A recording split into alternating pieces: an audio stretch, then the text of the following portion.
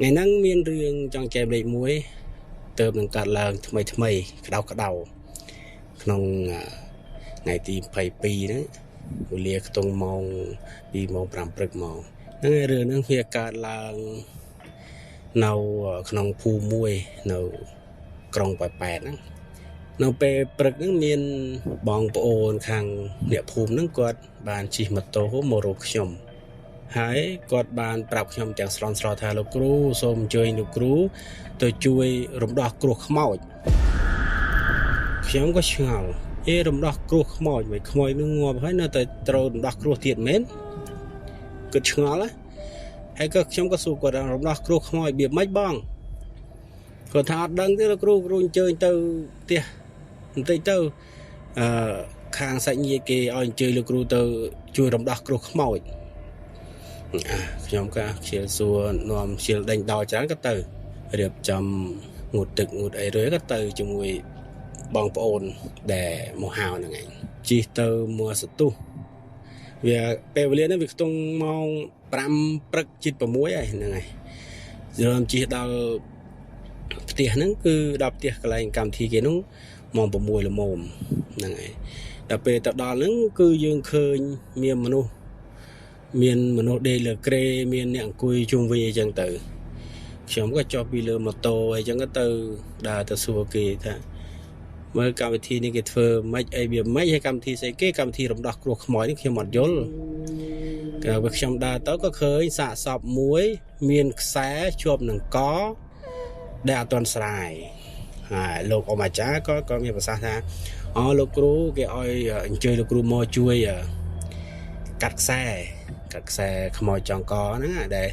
xe cái cắt trên bị đào chơi nhanh haiแต่nào xe trộm có cái toàn cắt hay xongไปเจี๊ยบรับทาการđểយើងកាត់ខ្សែចេញពីករបស់សាសពនោះគឺយើងត្រូវមានវិធីណាយើងត្រូវមានវិធីក្នុងការកាត់ព្រោះថាមូលហេតុអីព្រោះថាខ្សែដែលជាខ្សែចងកហ្នឹងវាអាចថាគ្រូខ្លះគាត់យកទៅធ្វើនៅផ្លូវមិនល្អមិនអីវាអាចប្រកែដែរវាអាចខ្លាំងដែរអញ្ចឹងទៅវាមានការយើងត្រូវការកាត់ខ្សែនេះដោយការប្រើវិធីប៉ុន្តែអ្នកដែលទៅហៅខ្ញុំនេះគាត់មិនដឹងតែគាត់មិនចេះឬគាត់មិនដឹងអ្វីគាត់ទៅនិយាយប្រាប់ខ្ញុំថាអញ្ជើញលោកគ្រូទៅជួយរំដោះគ្រោះខ្មោចដល់ពេលអញ្ចឹងទៅក៏ខ្ញុំក៏ឃើញសភាពសាកសពហ្នឹងក៏មិនយូរទេសាកសពហ្នឹងស្លាប់មិនយូរទេសាកសពហ្នឹងស្លាប់ទៅខ្ទង់អាចថាយើងចាប់ពីយប់មកអាជីតភ្លឺហ្នឹងដែរណាទេព្រោះថាសាកសពហ្នឹងมันជាគួរឲ្យខ្លាចប្រហែលទេប៉ុន្តែសភាពសាកសពខ្មោចចងកគឺបងប្អូននៅគ្រប់ភាពមើលទៅហ្នឹងហើយគឺសភាពវាស្លេកវាស្លាំងអញ្ចឹងណាហ្នឹងហើយព្រោះថាវាអាចទៅស្ទះឈាមស្ទះសរសៃឈាមស្ទះអីចឹងទៅយើងមើលសភាពសពហ្នឹងក៏វាអញ្ចឹងហើយវាមានជាប់នៅកន្លែងបំពង់កគាត់ដែលខ្សែវារឹតចងកគាត់ហ្នឹងហើយខ្ញុំក៏ធ្វើវិធីកំពុងតែធ្វើវិធីយើងក៏រៀបចំអុជធូបអុជទៀនឲ្យធ្វើវិធីតាមក្បួនអបិយជំនឿខាងបុរាណយើងនឹងឯងស្រាប់តែម្ដងខ្ញុំកំពុងតែធ្វើកម្មវិធីសុកហ្នឹងបងប្អូនត្រូវពិចារណាថាម៉ោង5 6វាមិនទៅជាភ្លឺឲ្យច្បាស់ប្រហែលទេណាវាស្រាប់វាភ្លឺដែរវាមើលគ្នាឃើញតែវាមិនច្បាស់ប្រហែលហ្នឹងហើយកំពុងតែធ្វើវិធីហ្នឹងអាក្រេដែលដាក់សាកសពហ្នឹងវាបាក់ក្រាំងទៅក្រោមហ្មងបាក់លើសុកក្រាំងអាហ្នឹងពេលនេះគឺអត់ទាន់កាត់ខ្សែដាច់ទេណាអត់ទាន់កាត់ខ្សែដាច់ទេកាត់ក្រាំងអញ្ចឹងទៅសាកសពលមៀលធ្លាក់ទៅដីហើយសូមបញ្ជាក់ថាក្រេហ្នឹងផ្ទះគាត់នៅលក្ខណៈថាវាខ្ពស់ពីផ្លូវមុខផ្ទះគាត់វាខ្ពស់ហើយក្រេក៏ដាក់មុខហ្នឹងឯងដល់ពេលបាក់អញ្ចឹងទៅសាកសពវាលមៀលពីលើដូចលក្ខណៈលមៀលពីលើទួលមកលមៀលធ្លាក់ទៅក្រោមទៅដល់ផ្លូវថ្នល់ហ្នឹងឯងយើងក៏ស្ទុះស្ទានាំប្រុសក្មេងៗមានកម្លាំងលើកសាកសពហ្នឹងទៅដាក់លើក្រេដែលបាក់ហ្នឹងព្រោះវានៅមានរនាបក្រេអញ្ចឹងណាបាក់តែជើងមកអីយ៉ាងទៅហើយសូមបញ្ជាក់មិនមែនបាក់តែជើងមួយណាបងប្អូនបាក់ជើងទាំង4ស្មើគ្នាហ្មងលើកថាវាបាក់ទៅព្រមគ្នាហ្មងដូចសូតែក្រាំងខ្មោចហ្នឹងលមៀលធ្លាក់ទៅក្រោមអញ្ចឹងហ្មងយើងនាំគ្នាស្ទុះស្ទាលើកសាកសពឡើងមកលើធ្វើវិធីតទៀត ធ្វើវិធីរហូតដល់វគ្គដែលយើងត្រូវកាត់ខ្សែហើយវគ្គដែលត្រូវកាត់ខ្សែនេះគឺយើងត្រូវតែកាត់ខ្សែអ្នកកាត់ហើយនឹងសាសំគឺត្រូវតែត្រង់គ្នាអាចថាយើងធ្វើវិធីមួយអានេះបងប្អូនអ្នកផ្សេងឬគ្រូផ្សេងគេធ្វើមិនខ្ញុំអត់ដឹងទេអញតាមក្បួនតម្រារបស់គ្រូខ្ញុំទេណាគឺយើងអាចថាឈោកន្លងសាសពហើយយើងអោនទៅកាត់ខ្សែហើយបងប្អូនគិតមើលសភាពក្នុងការអោនទៅមុខយើងនិងមុខសាសពគឺមិនឆ្ងាយពីគ្នាប៉ុន្មានទេគឺពីសាសពនឹងមកមុខយើងនឹងគឺចម្ងាយគ្នាប្រហែលជា1 ហត្ថនេះជារឿងដែលមិនគួរឲ្យជឿហើយខ្ញុំធ្វើរឿងនឹងខ្ញុំជួបប្រទេសរឿងនឹងមិនតិចទេខ្ញុំផ្លេចបញ្ជាក់សាសពនេះជាមនុស្សស្រីហ្នឹងហើយដល់ពេលយើងគាត់ដែលខ្ញុំរៀបនឹងកាត់ណាមានអារម្មណ៍មួយថាមានប្លែកមានអារម្មណ៍មួយប្លែកអញ្ចឹងខ្ញុំក៏លូកកបិតរបស់ខ្ញុំកបិតបើយើងនិយាយឲ្យស្រួលថាកបិតគ្រូហ្នឹងហើយយើងលូកកបិតចូលទៅគាត់តែយើងមកគ្រឿងអញ្ចឹងបងប្អូនដឹងមានរេកាឡើងសាក់សពនឹងបើកភ្នែកមើលខ្ញុំសាក់សពមួយហ្នឹងបើកភ្នែកធំមកមើលខ្ញុំតែបើនិយាយថាសាក់សពហ្នឹងចងកពិតមែនតែអត់មានបើកភ្នែកបើកអីណាតែពេលដែលខ្ញុំកាត់ខ្សែហ្នឹងដូចខ្ញុំបញ្ជាក់តាំងពីដំបូងមកអញ្ចឹងគឺមុខយើងនិងមុខសាក់សពវាក្បែរគ្នាខ្ញុំក៏កាត់ដាច់ឲ្យដាច់ឆាប់ដាច់មកខ្ញុំក៏ដាច់ភឹតមកដល់ពេលដាច់ភឹតមកយើងរៀងផ្ងាកក្បាលយើងឡើងមកលើតិចក៏លេខទៅវិញអត់មានអីសាសពដេកធម្មតាដាតចុកក្នុងមាត់ធម្មតាអត់មានឃើញថាបើកភ្នែកសម្លឹងសម្លក់អីអត់មានអត់គិតច្រើនទេ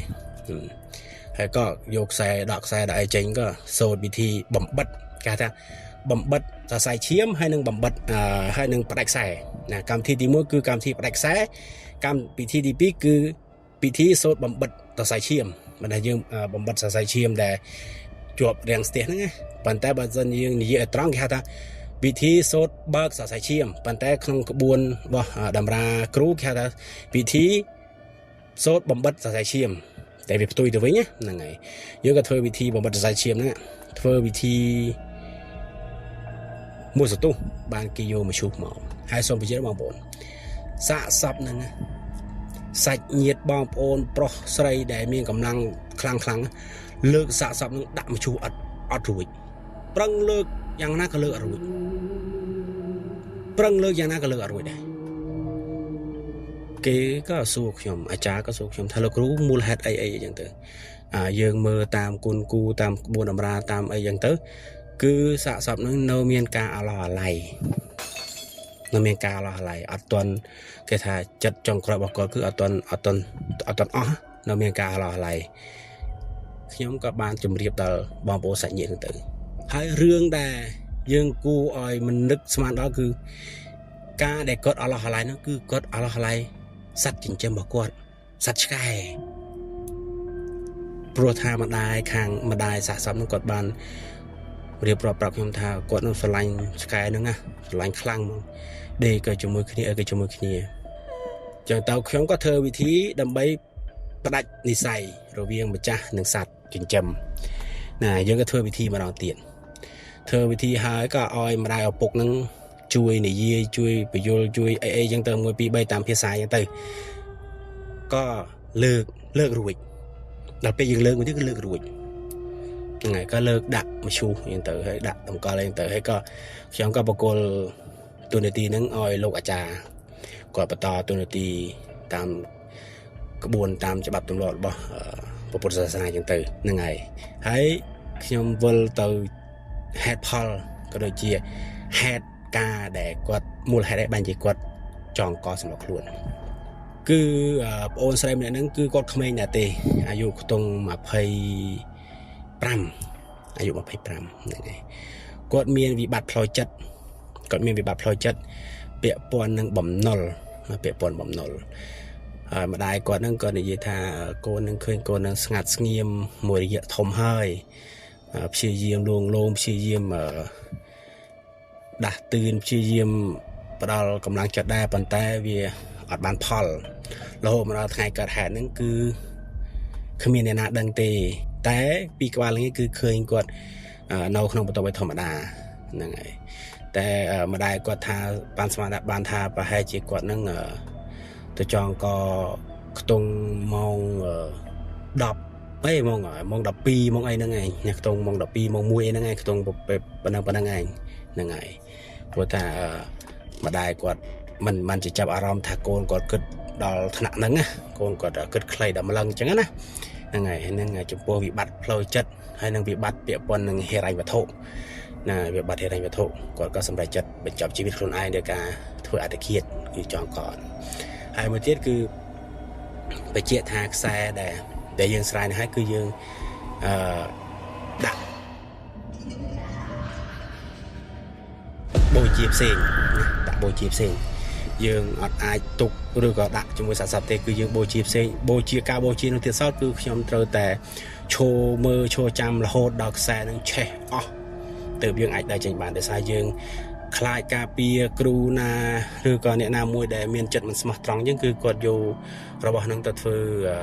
រឿងមិនល្អអញ្ចឹងទៅហ្នឹងហើយ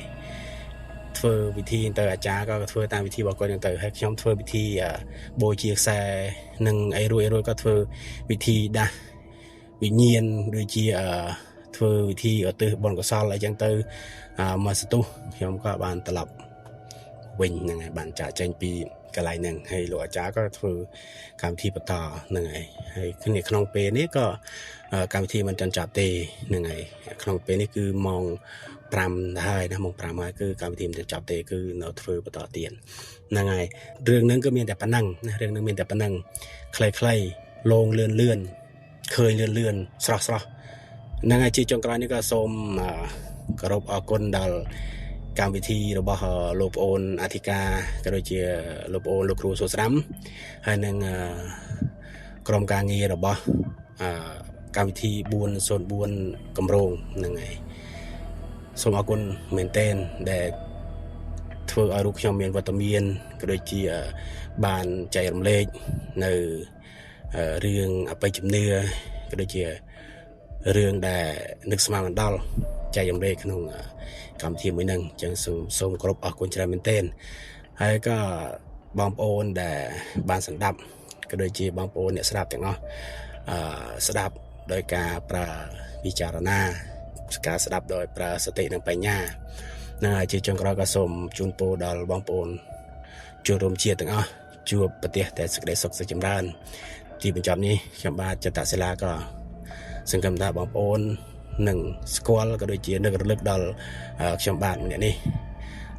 នឹងហើយខ្ញុំគ្មានអីទេក៏មានតែម្រាមដៃ10សូមគោរពដល់វត្ថុស័ក្តិសិទ្ធិទាំងឡាយជួយបែកបាច់ថែរក្សាប្រទេសជាតិយើងក៏ដូចជាបែកបាច់ថែរក្សាបងប្អូនកូនក្មួយកងទ័ពជុំមុខឲ្យជួបតែសេចក្តីសុខឈ្នះអស់មានសត្រូវបាទជាចុងបញ្ចប់ក៏សូមគោរពលា